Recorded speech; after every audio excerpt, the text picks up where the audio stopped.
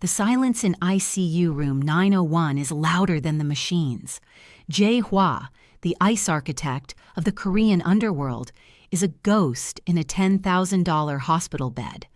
On the monitor, the jagged green mountain of his heart rate has flattened into a horizon of neon nothingness. Time of death, 4:12.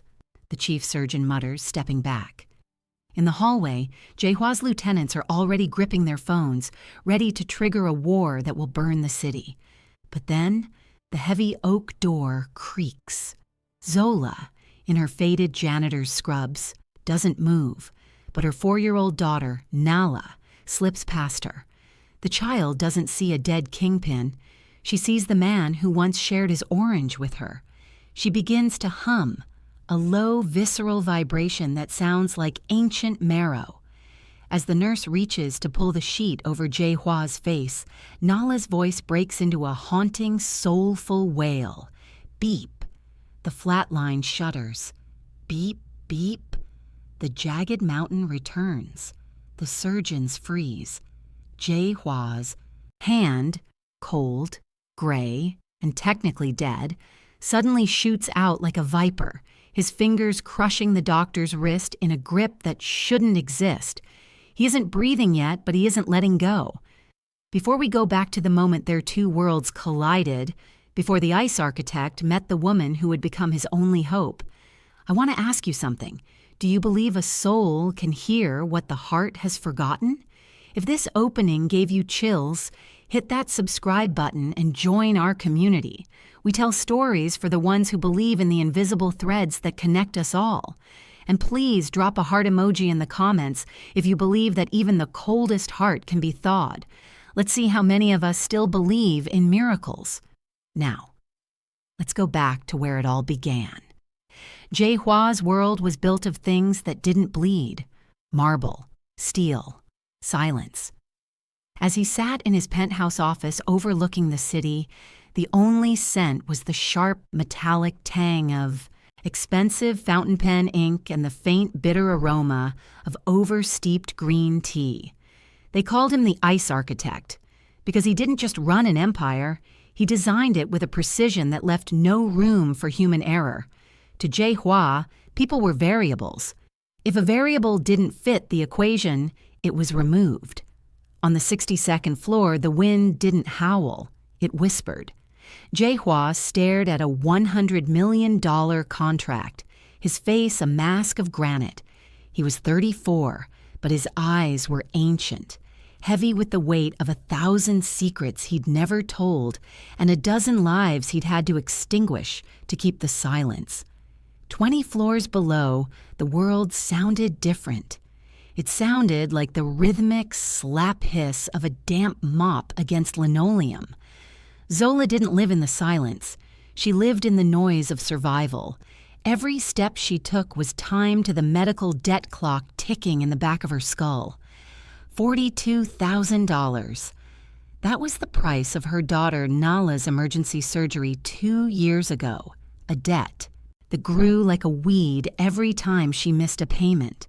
Zola was 26, with skin the color of roasted coffee and hands that were perpetually cracked from bleach, but her eyes held a warmth that Jae-Hwa's marble halls could never reflect. Their worlds were never meant to collide. They were parallel lines, the king and the shadow. The collision happened on a Tuesday at 3 a.m. Jae-Hwa had just finished a meeting. The office was quiet again, but the air was thick with the copper smell of fresh blood. Arrival had been sloppy, and the marble floor, his beautiful white marble, was stained with a jagged crimson Rorschach test. The door opened. It wasn't his security. It was the night shift cleaner. Zola froze at the threshold. She saw the broken glass. She saw the man in the charcoal suit with blood on his cuff, his expression as cold as the moon. She saw the red pool spreading toward her boots. Most people would have screamed. A smart person would have run.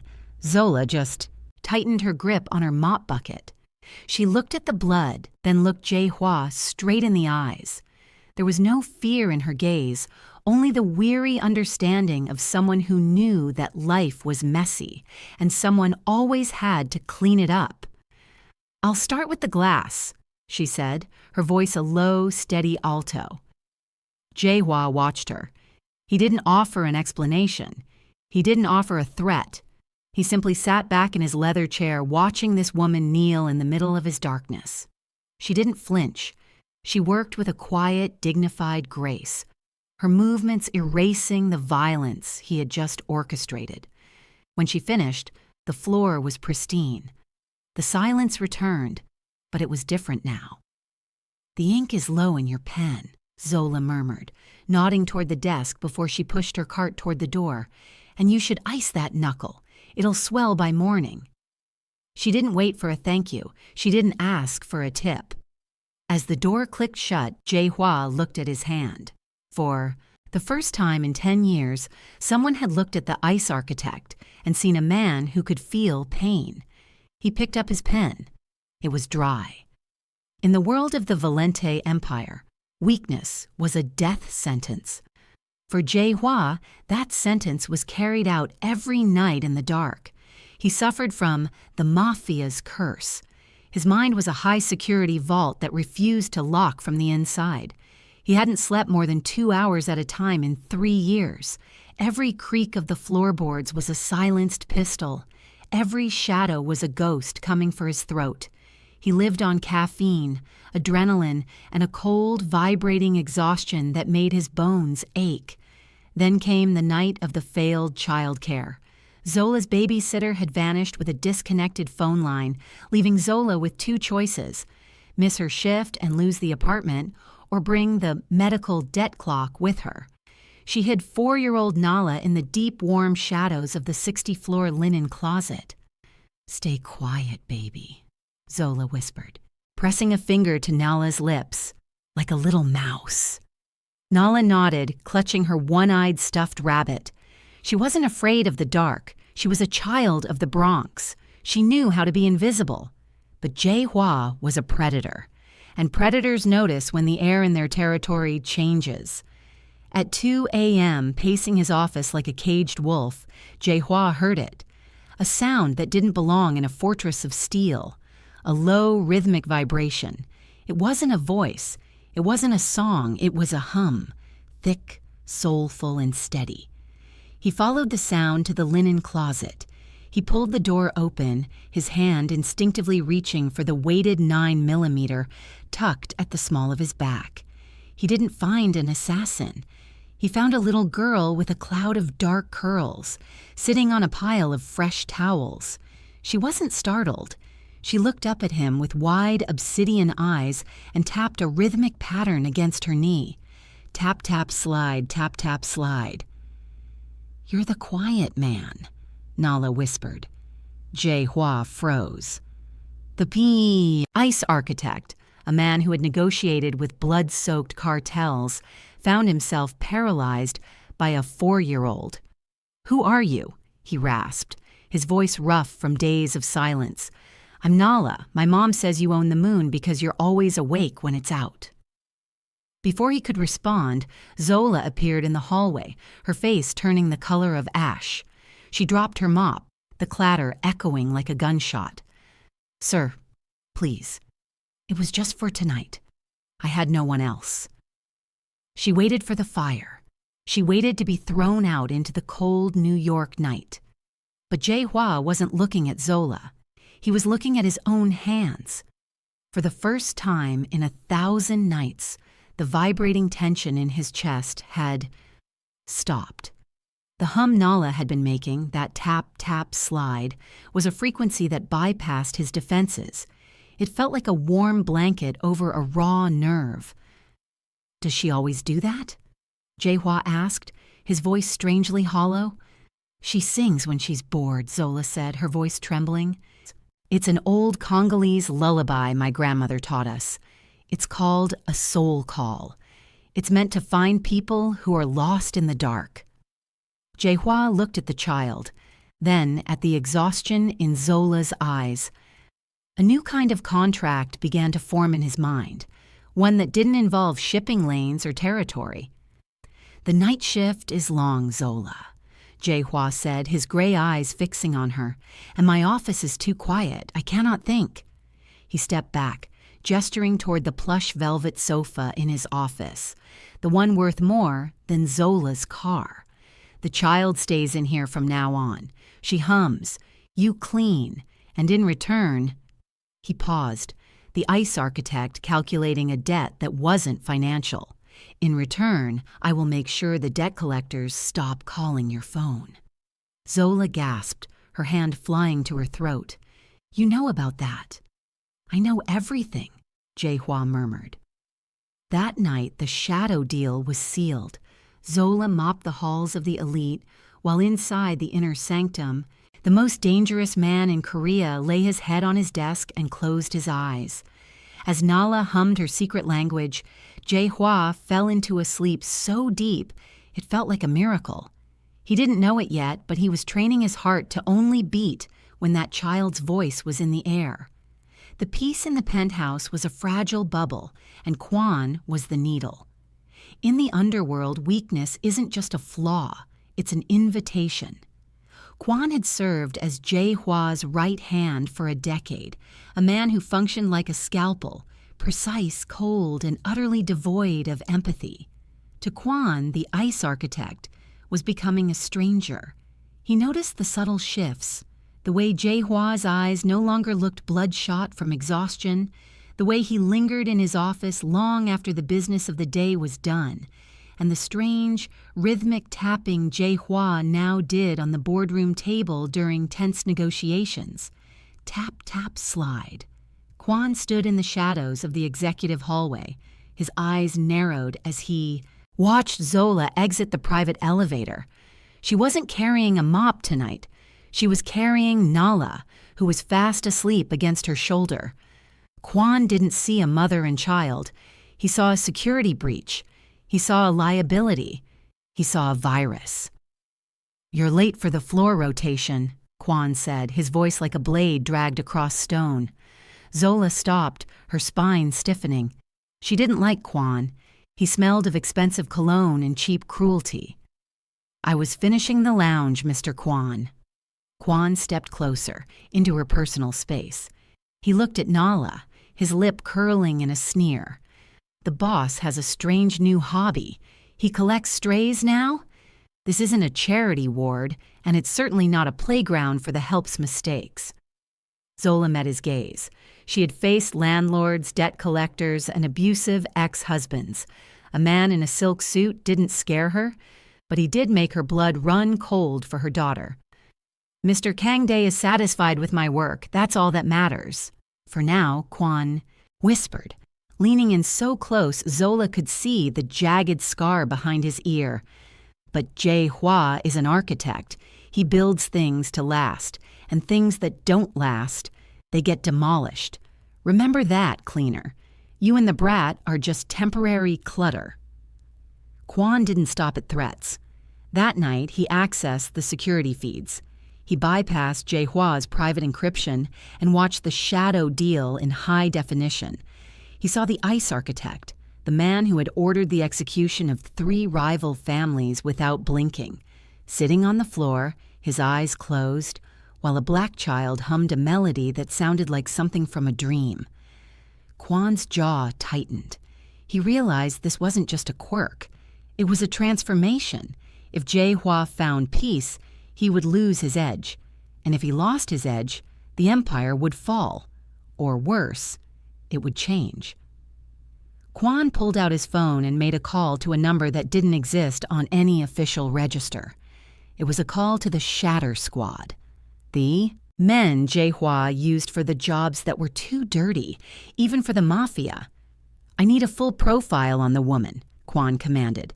The Bronx address, the medical debts, the ex-husband, everything. If we can't remove the disease from the head, we'll cut it out from the roots. The tension in the building shifted. It was no longer about whether Jae-Hwa could sleep. It was about whether Zola and Nala could survive the morning. The gathering storm wasn't a metaphor anymore. It was a targeted strike. The transition from the boardroom to the Bronx was a descent into a different kind of war zone. Jae-Hwa didn't have to be there. He could have sent a check, a car, or an escort. But Nala had asked him, with that small, insistent finger tapping against his palm, to see the big slide. To anyone else, it was a crumbling playground in a neighborhood forgotten by the city. To Jae-Hwa, it was a mission. He sat on a rusted bench, his charcoal suit costing more than every car on the block. Nico and the security detail were positioned 50 yards back, invisible to the eye but heavy in the air. Zola stood by the swings, watching Nala run. For a moment, the medical debt clock in her head went silent. She looked at Jae-Hwa. He wasn't the ice architect here. He was just a man with a fountain pen clipped to his pocket, staring at a sunset he hadn't noticed in 15 years. "She likes you," Zola said softly, walking over. "She says you have a quiet soul." I didn't know Mafia bosses had those. Jae-Hwa didn't look up. He was watching Nala hum as she climbed. I didn't either. It turns out silence is just noise you've learned to ignore. He pulled out his pen, the one Zola had told him was dry. He had refilled it. He began to sketch something in a small notebook, a layout for a park that didn't have rusted chains or broken glass. He was designing a world for her. Then the air changed. It wasn't a sound, but a sudden absence of it. The birds stopped. The distant traffic seemed to hold its breath. Jae-Hwa's hypervigilance, the Mafia's curse, screamed. He didn't look for a gun. He looked for the child. "Nala, get down!" he roared. A black SUV with tinted windows drifted into the curb, the slide of a door, the metallic snick of a safety being offed. Pop, pop, pop. The sound of suppressed gunfire is like heavy raindrops hitting a tin roof. The first volley didn't hit Jae-Hwa. It hit the fountain pen in his hand, shattering the casing, spraying dark, permanent ink across his white shirt like a burst artery. "Mama!" Nala screamed, frozen at the top of the slide. The shooters weren't aiming for Jae-Hwa. Kwon had been clever. He knew killing the boss would start a war. But collateral damage, the death of the virus and her mother, would simply be an unfortunate accident, a cleanup. Jae-Hwa didn't think. The man who lived by equations threw the math out the window. He lunged. He didn't run for cover. He ran toward the slide as the second volley of lead tore through the plastic structure, sending shards of jagged yellow acrylic flying like shrapnel. Jae-Hwa threw himself over Nala. He felt the hot sting of a bullet graze his shoulder. He felt another tear through the meat of his thigh. But his focus was the spray of glass and plastic. He curled his massive frame into a ball, tucking Nala's head into the hollow of his chest, shielding her with the only thing he had left, his own mortality. The ink on his shirt mixed with the first bloom of real blood. Clink. A grenade, not fragmenting but a flash bang, skittered across the pavement. "Close your eyes," Jae-Hwa hissed into Nala's ear. White, the world turned into a blinding, deafening scream of light. Jae-Hwa felt his body take the brunt of the shockwave, his lungs seized, his vision blurred into a gray fog, but he didn't let go. He held her so tight he could feel her tiny heartbeat against his ribs, the only pulse that mattered. Nico's team moved. In. A roar of return fire, finally breaking the ambush. The SUV sped off, tires screaming. Silence returned to the park, but it was heavy, wet, and broken. Zola reached them first, falling to her knees in the dirt. Jae-Hwa rolled off Nala, his movement slow and agonizing. He looked down. Nala was crying, terrified, but she was whole. Not a scratch. Not a drop of blood that wasn't his. Jae-Hwa tried to stand, but his leg gave way. He slumped against the slide, the broken fountain pen still clutched in his trembling hand. The ink was everywhere. On his skin, on the ground, a dark stain that looked like a shadow he couldn't escape. He looked at Zola, his gray eyes fading. The ice finally melting into something raw and human. "The ink," he whispered, his voice failing as the 24-hour countdown to the ICU began. "Tell her. It's just a drawing." He collapsed. The monster had died so the child could sing. The hospital didn't care that Jae-Hwa had saved a life. It only cared that he was losing his. Zola stood in the ICU corridor, her hands still stained with Jae-Hwa's blood and his ink. To the doctors rushing past with gurneys and shouting about systolic pressure, she was just a janitor who had somehow wandered into the private wing, a smudge on the pristine white tiles. "You can't be here, ma'am," a young resident said, not even looking her in the eye. "Wait in the lobby with the others." The others were the wolves. At the far end of the hall, Kwan and the senior lieutenant stood like vultures in expensive wool coats. They didn't look like men in mourning. They looked like men in a boardroom, calculating the inheritance. Kwan caught Zola's eye for a split second. His gaze was a death sentence. He was surprised she was still breathing, but his focus was the man behind the glass. Zola didn't move. She stepped into the shadows between two vending machines, pulling Nala close. The child was silent, her small face pale, clutching the hem of Zola's scrubs. Through the double-paned glass of room 901, the ice architect looked like a fallen monument. He was no longer the man who designed empires. He was a body being invaded by tubes, wires, and the frantic hands of surgeons. "Mama," Nala whispered, her voice trembling. "The quiet man isn't breathing." Zola looked at the monitor. The jagged green mountain we saw in the beginning was failing. The rhythm was stuttering, gasping, like a candle flame in a draft. Suddenly, the room erupted. "He's V-fipping! Paddles! Charge to 200!" the chief surgeon roared. Zola watched, her breath hitching, as they arched Jae-Hwa's back off the bed with a violent surge of electricity. Once, twice. The medical debt clock in her head was replaced by a different timer, the seconds between a heartbeat and the end of the world. Beam, the flatline, the neon horizon of death. "Time of death, 4:12, the surgeon said. The sound of his voice through the glass was muffled, like a gavel hitting a felt-covered desk. In the hallway, Kwan straightened his tie. He pulled out his phone, his thumb hovering over a message that would tell the underworld the throne was vacant. The tension was a piano wire stretched to the breaking point. But then Zola felt Nala's hand slip from hers. The child didn't listen to the doctors. She didn't care about prognosis. She only knew that the man who had shielded her from the spray of glass was sinking into a dark water, and she was the only one with a rope. Nala pushed open the heavy oak door. The white-coated gods of medicine were too busy recording the time of death to notice a 4-year-old girl in a mismatched sweater walking toward the bed. Zola froze, her heart in her throat. She saw Nala reach out and touch Jae-Hwa's cold gray hand, and then the hum began. It wasn't a song yet. It was a vibration, low, visceral, and ancient. It was the soul call. Nala's voice rose, a haunting, soulful wail. That seemed to vibrate the very glass Zola was leaning against. "Charge again!" the surgeon screamed, seeing a flicker on the screen. "I don't care if he's gone. Charge again!" As the paddles hit his chest, Nala didn't flinch.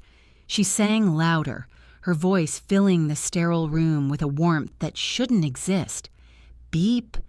The line shuddered. Beep, beep. The jagged mountain returned. But it wasn't the machines that brought him back. It was the pattern interrupt. Jae-Hwa's hand, the one the nurse was about to cover with a sheet, suddenly snapped shut. His fingers crushed the surgeon's wrist with a strength that defied biology. His eyes didn't open, but his grip was a message. "I am not done." Outside in the glass corridor, Kwan's phone slipped from his hand, clattering onto the tile. Zola let out a sob she'd been holding since the park. The monster was back, and he was holding onto a 4-year-old song. In that room, medicine had failed. Science had given up. But a 4-year-old's voice did what $20 million of technology couldn't. It reached into the dark and pulled a monster back to the light. If this moment, this connection between the ice architect and little Nala, touched something in you, I want to welcome you to our community. We believe in stories that remind us we aren't just variables in an equation. We're human beings connected by invisible threads. If you believe that kindness is the most powerful force on earth, hit that subscribe button and join us. And please tell me in the comments, have you ever witnessed a miracle that logic couldn't explain? I read every single one of your stories, and they mean the world to me. Let's keep this conversation going. Because the truth behind Nala's song is deeper than anyone imagined. The doctors called it spontaneous resuscitation. They used words like adrenaline surge and neural plasticity. They stood around their clipboards, trying to fit a miracle into a spreadsheet. But Zola knew better. As the medical team worked to stabilize Jae-Hwa's now thundering pulse, Zola watched Nala.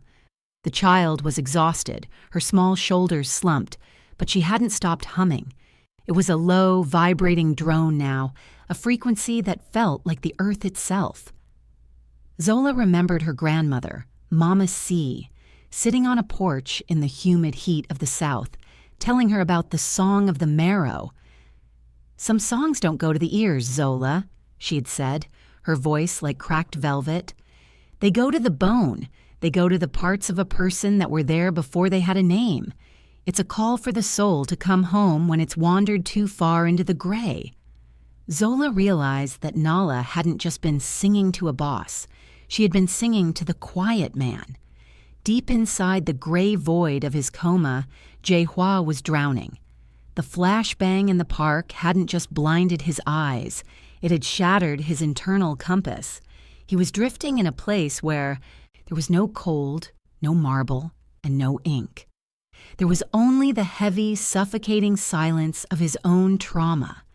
But then, a vibration reached him. It wasn't a sound at first. It was a memory.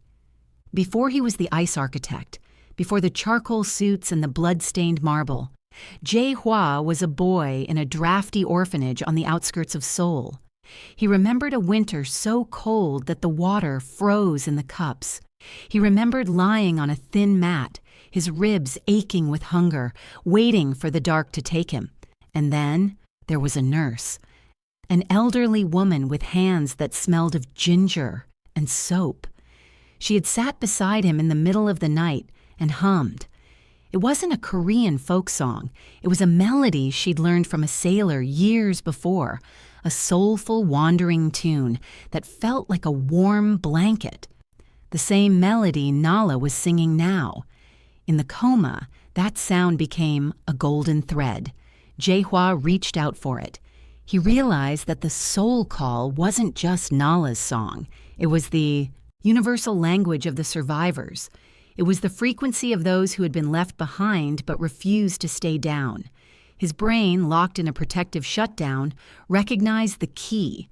The song bypassed his logic and hit his survival instinct.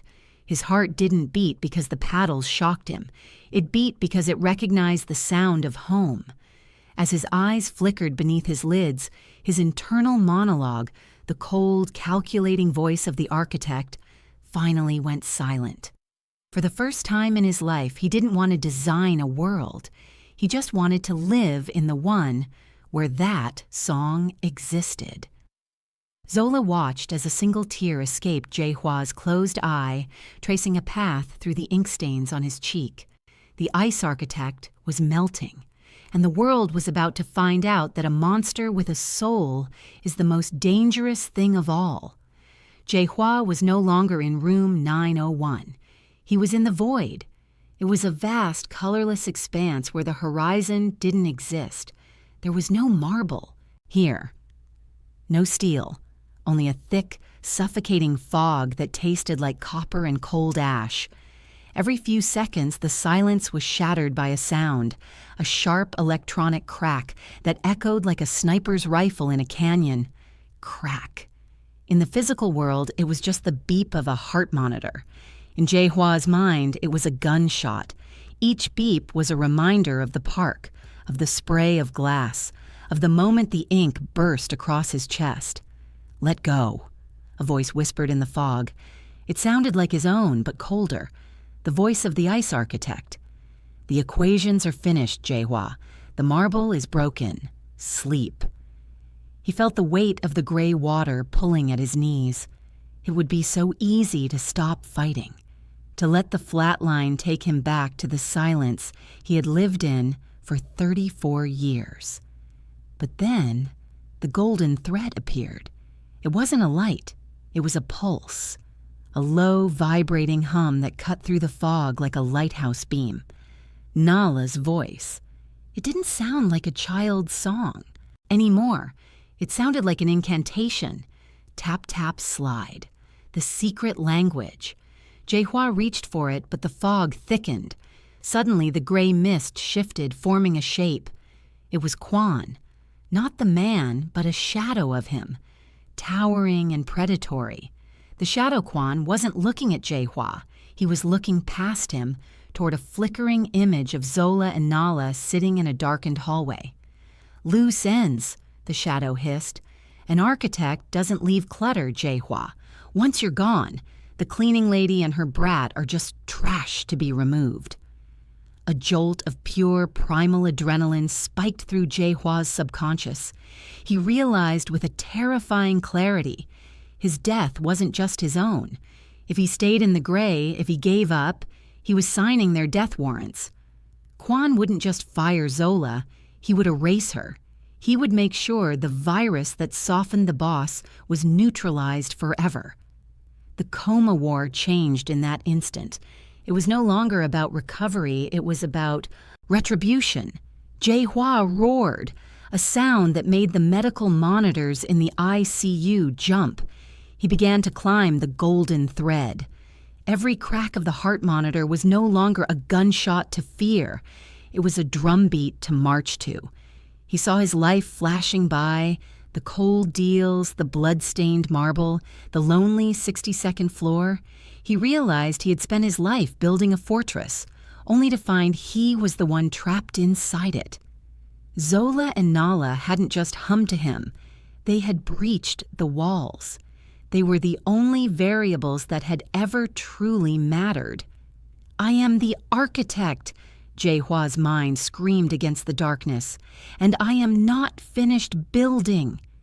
He grabbed the thread with both hands. He felt the heat of Nala's voice, the warmth of the soul call pulling him through the layers of sedation and trauma. He could hear the doctors in the distance, their voices muffled like they were underwater, talking about brainstem response. They were looking for a spark. He was bringing a fire. He had to get back. Not for the Empire, not for the money, but because Zola was holding her breath behind a glass door, and Nala was singing to a ghost, and the wolves were at the gate. Jae-Hwa lunged toward the light, breaking the surface of the gray water with a silent internal scream. The first breath felt like swallowing broken glass. Jae-Hwa's eyes flew open, but they didn't focus on the fluorescent lights or the frantic nurses. They focused on the small, warm weight still resting against his palm. His lungs burned and the ventilator was a cold, plastic invader in his throat, but his mind was as sharp as a diamond. The ICU went into a frenzy. Alarms chirped a new song, a rhythm of life. "He's conscious! Reflexes are active!" Jae-Hwa ignored them. He ignored the chief surgeon. He ignored the oxygen mask they tried to press over his face. He turned his head slowly, his neck muscles screaming, and looked at the girl. Nala was still there, her eyes puffy with her sleep and song, her tiny fingers tucked under his thumb. He didn't reach for his phone. He didn't ask for his lieutenants. He simply tightened his grip on Nala's hand. It was the first honest anchor he had held in 30 years. Outside the glass, Zola was frozen. She saw his eyes, no longer the clouded gray of a dying man, but the piercing, lethal silver of the ice architect. But there was something else there now, a recognition, a silent promise. When the doctors finally removed the tube and the room cleared of the initial panic, Jae-Hwa spoke. His voice was a wreckage, a dry, scorched rasp that sounded like it had been dragged through miles of desert. "Zola," he croaked.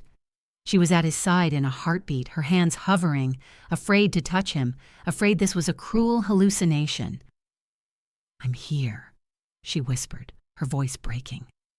"Nala, she didn't stop. She sang you back." Jae-Hwa looked at the child, then at Zola.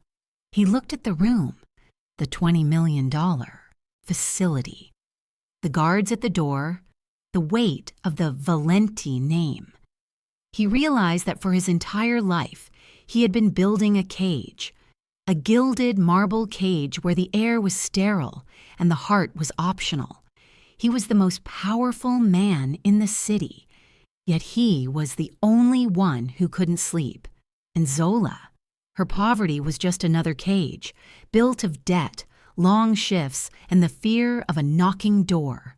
Two prisoners locked in different cells, finally seeing the key. "Quan," Jae-Hwa said, the name sounding like a curse. "He's in the hall," Zola said, her eyes darkening. "He's waiting to see if you're a ghost or a king." "He will see neither," Jae-Hwa murmured. He pulled Zola closer, his eyes scanning the room for any listening devices before he spoke low, right into her ear. "The architect is dead, Zola. The man who shielded Nala in the park. He's the one who woke up. We aren't going back to the 62nd floor." He began to outline the plan, not a business merger, but a mutual escape. He would use the very systems he designed to protect himself to build a fortress around her and the child. He would dismantle the ice and use the fragments to pave a road out of the Bronx and out of the underworld. "They'll come for you," Zola whispered, terrified. "The Mafia doesn't have a retirement plan." Jae-Hwa's hand, the one that had crushed the surgeon's wrist, reached up and touched the medical debt clock on Zola's wrist, a simple digital watch she used to time her shifts. "I am the one who built the labyrinth, Zola," he said, a ghost of a smile touching his cracked lips. "I know where all the exits are. From this moment on, you aren't the cleaner. You're the reason the architect is burning the building down." The power dynamic had shifted forever. The king was no longer sitting on a throne. He was standing at the edge of the world, holding the hands of the only two people who knew his real name. The hospital, at 3 a.m., is a graveyard of fluorescent light and muffled screams. Quan didn't enter room 901 like an assassin. He entered like an heir. He walked past the two guards, men who had been on his payroll longer than Jae-Hwa had been in a coma, and stepped into the sterile quiet. He carried a silenced pistol, but his real weapon was the cold satisfaction in his eyes. "You should have stayed in the gray, Jae-Hwa," Quan whispered, stepping toward the bed. "The Empire doesn't need a man who bleeds for janitors. It needs a statue, and statues are easier to manage when they're made of stone." Quan raised the weapon, aiming for the heart that Nala's song had restarted. But the bed was empty. The sheets were pulled back, still warm, but the man the world called the Ice Architect was gone. Quan froze, his tactical mind screaming trap, but before he could pivot, a hand, cold, rigid, and smelling of iodine, wrapped around his throat from the shadows behind the door. Jae-Hwa didn't look like a patient. He stood in a thin hospital gown, his skin pale, his bandages blooming with fresh red from the effort, but his eyes were the most terrifying things Quan had ever seen. They weren't angry. They were empty.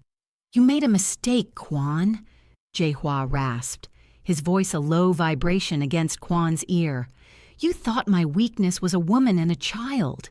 You forgot that an architect doesn't just build homes, he builds tombs. With a sickening thud, Jae-Hwa slammed Kwon against the reinforced glass. He didn't use the gun. He used his bare hands, stripping Kwon's weapon and dismantling it in 3 seconds with a mechanical precision that made Kwon's blood turn to ice. "I'm gonna kill you," Kwon choked out, struggling against the grip. "No," Jae-Hwa murmured, leaning in closer. "Death is a variable I've already solved. I'm going to do something much worse. I'm going to let you live in the world I'm about to create." Jae-Hwa pulled a small encrypted tablet from the bedside table, the one Nico had smuggled in an hour earlier. He flicked the screen.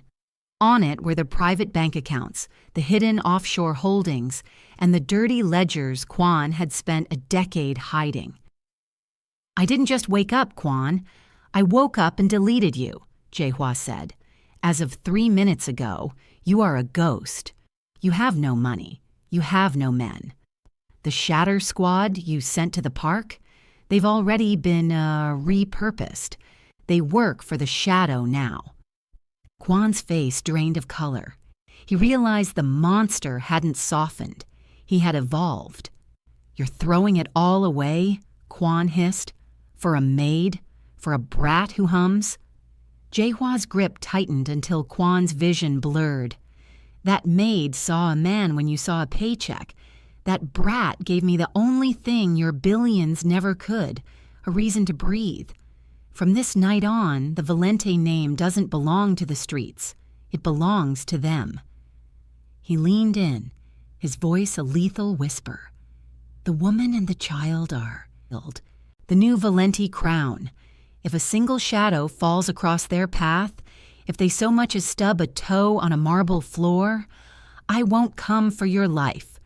I'll come for everything you've ever touched. I'll burn the city, just to keep them warm." Jae-Hwa threw Kwon toward the door like a piece of discarded trash. The guards, the ones Kwon thought were his, stepped aside, their heads bowed in terror. Jae-Hwa stood in the center of the room, his hospital gown fluttering in the vent's draft, blood seeping through the bandage on his thigh. He looked like a king of a different kind of empire. He turned toward the corner where Zola and Nala were hidden behind a medical curtain. Nala stepped out, clutching the orange stone from the fountain. Jae-Hwa knelt, ignoring the agony in his legs, and let the child press the stone into his palm. "The debt is paid," he whispered to Zola. "Now let's go home." The world didn't end with a bang for the Valente Empire. It ended with a signature. Jae-Hwa didn't disappear like a ghost. He transitioned like an architect. He dismantled the marble cages, piece by piece, turning his underground wealth into a surface-level sun. The ice architect retired into the shadows, but not because he was defeated. He retired because he finally found a home worth staying in. 6 months later, the morning light in the Brooklyn headquarters of the Marrow Foundation was warm, gold, and vibrant. It was a space designed not by an architect of ice, but by a woman of iron. Zola sat at a reclaimed oak desk, no longer clutching a mop, but a pen. She wasn't managing a medical debt clock anymore. She was managing a $50 million endowment for immigrant mothers, women who were currently invisible to the city, just as she once was. She wore a tailored blazer the color of autumn leaves, her skin glowing, her hands healed from the sting of bleach. She looked up as the door opened. A woman walked in. A cleaner from a nearby hospital, her eyes heavy, with the same "why should I care?" fatigue Zola knew by heart. "I heard," the woman whispered, "that you help people who have nowhere else to go." Zola stood and walked around the desk. She didn't offer a business card. She offered a hand. "I help people remember their own names," Zola said, her voice a low, steady alto. "Let's start with yours." Across the city, in a conservatory that overlooked the river, the air was filled with a different kind of power. Nala sat at a grand piano, her mismatched sweater replaced by a simple silk dress. She wasn't humming in a closet anymore. She was the youngest student in the history of the academy, a prodigy of the soul call. Her teacher, a world-renowned maestro, sat in the back, silent. He knew he wasn't teaching her music, he was simply witnessing it. Nala played a chord, tap, tap, slide. The secret language had become a symphony. In the back row of the auditorium, a man sat alone in the shadows, Jae-Hwa. He wore a charcoal suit that cost $5,000, his face still a mask of granite to the outside world. To the reporters and the FBI, he was the ghost of Newark, a man who had somehow survived an assassination and walked away from a throne. They still feared him. They still watched his every move, waiting for the monster to return. But Jae-Hwa wasn't looking at the exit. He was watching the girl on the stage. As Nala finished her piece, the auditorium erupted in applause. She stood, bowed, and her eyes immediately scanned the back row. She found him. She didn't wave. She simply tapped 3 fingers against her heart. "I am here. You are here." Jae-Hwa stood and walked out before the lights came up. He stepped into the cool evening air where Nico was waiting with the car. As Jae-Hwa reached into his pocket for his phone, his cuff moved back, revealing his wrist. Underneath the 20,000 Swiss dollar watch, tied directly against his skin, was a simple handmade bracelet. It was made of cheap, colorful, plastic beads and a piece of frayed twine Nala had found in a service closet months ago. It was the invisible thread. Jae-Hwa looked at the bracelet, the only piece of jewelry he actually valued. He realized that the ice architect had built skyscrapers that would eventually crumble, but the man had built a connection that would last forever. He looked up at the moon, the Luna Nala always pointed to. He wasn't a king anymore. He wasn't a monster. He was just a variable that had finally found its place in the equation. They say the soul can hear what the ears cannot. They say we are all connected by threads so thin the eye can't see them, but so strong a coma can't break them. Jae-Hwa was a man who had everything, yet owned nothing. Zola was a woman who had nothing, yet gave everything. And Nala was the song that reminded them both that kindness isn't a weakness. It's the only armor that actually works. As you move through your day, remember this: the person you think is invisible might be the one holding the thread to your survival. Don't wait for a miracle to happen. Be the song that brings someone home. Thank you for staying with us until the very end.